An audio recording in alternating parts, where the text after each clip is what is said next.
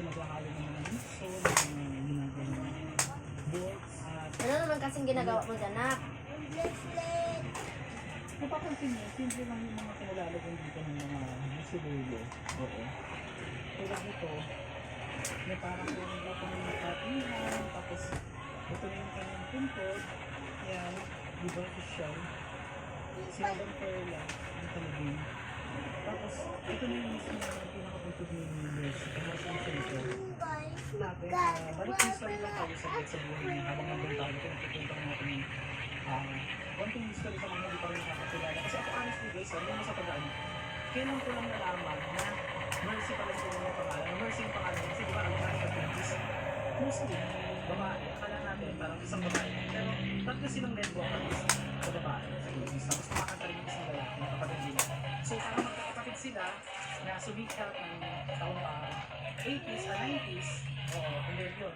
Nabuo yung banda nila ngayon. Sino ba naman din nakakakilala ng mga kanta nila, di ba?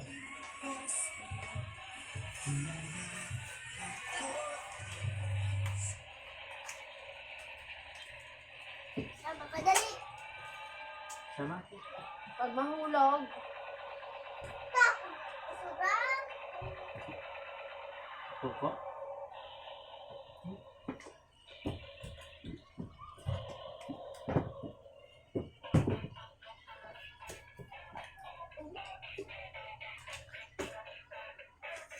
Bakit pala yung isda? iwapalit ka kasi ng dali.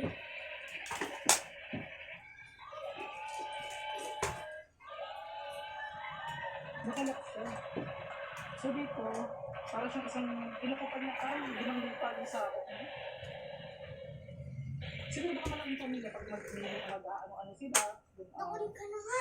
Magtitipon-tipon tuwing umbas kasi natutupad yung reunion minsan. Tawag mo lahat yan na ano. Siya naman yun nandito. Oh, Wag yan, bibig mo grabe na. dito. Ito aesthetic ang dating. Masyado aesthetic ang table. Ano dyan, yung CR sa loob. Parang mga access. Dream ko naman na hindi naman ako magkaroon ng ganito ng siguro. Siyempre. Oo, yung kaya mo dun.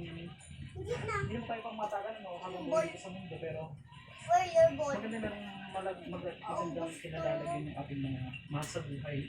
Lalo na pag mamaya pa na sila, kaya nga ako, bala ko talaga yung lola ko, mailipat ko talaga. Ito yan. kasi pala Pag rin doon natin. nabubuhay yung lola ko, kasi patay na rin yung isa kong lola, nasa side ng mother ko, isa side ng tatay ko yun, pag mamayari nila. Kumare, dito kayo ililibing, dito tayo ililibing.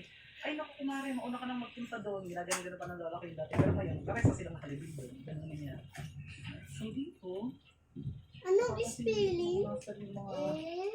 puntod na nagagandahan. At ito naman, yung pinakapuntod niya rito ay grabe, ang ganda. May touch ng classic na old style na ewan na pinaghalo niya. May X-Bari. Paano yan mabuo yung Meron nakalagay sa itas ng biglang sa ito. T? Bye-bye. Huwag kainin. May T ba dito? 500,000 ang naiwan na pera.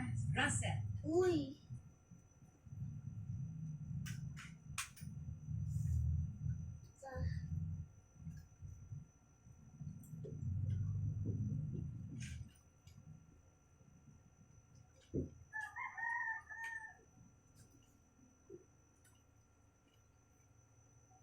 Dada, ikaw magtalipin.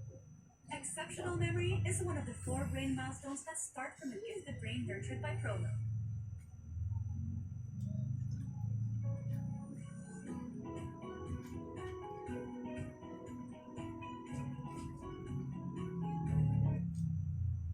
Napakaganda lang.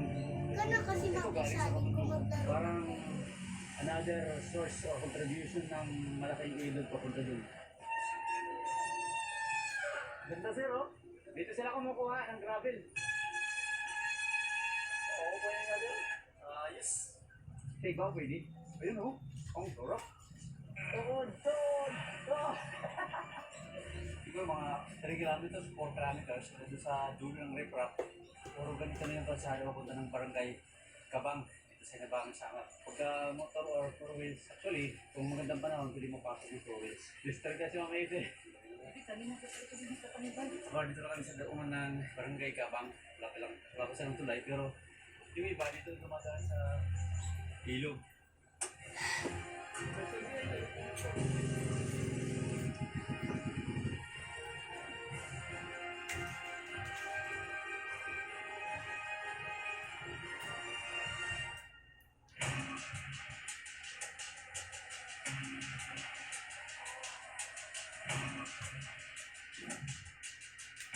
Nandito kami ngayon sa Barangay Bagakay para sa isang local exploration dito sa isla ng Samar. Gamit ang aming mga bisikleta, pupuntahan namin ang isang komunidad na sakop ng Hinabangan Samar. Isang lugar na hindi ko pa kailanman napupuntahan. Tara, samahan nyo kami sa buong adventure na ito at sabay-sabay natin kilalanin ang isa namang hindi masyadong napapansin na bahagi ng Samar. Ikaw, kanya mo kuya? Ha? Romel. Shout out. Wag na!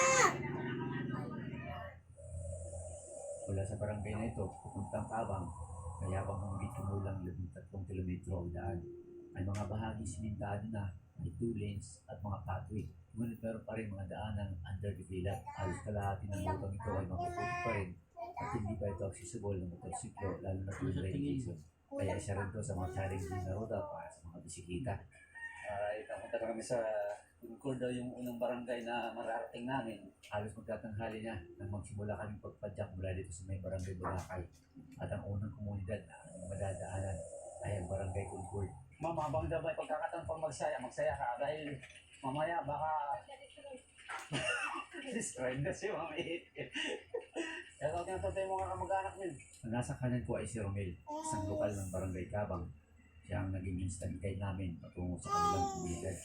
Babaga para kumpara, babaga na magdamag dito, no? Ang sarap ng hangin.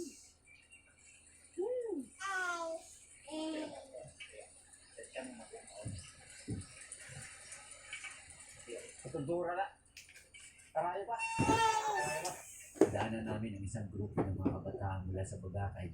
Naglalakad patungo sa isang swimming area na tinatawag nilang Tagpili sa gilid ng isang malaking ilog. Tama ito kaya lakad doon? Makain mo. Tagpili? Okay yan, okay. Asin. Tagpili. Mga palang ba yun? Ang tuhod. Hanggang dito lang pala yung kalsada. 4 kilometers from Bagakay. Ako, siningin ko dali. Ha? Tandaan lang. Gumaya din ang kanin, bali.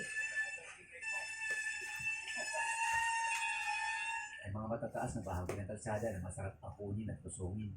Kaya lang hindi kondisyon ang aming mga bisikleta. Kulang sa preno, kaya dahan-dahan lang ang aming takbo. Ay, ang preno ko. Sagad na, oh. Dito bumaba na kami sa aming bisikleta para alalayan pababa dahil walang preno.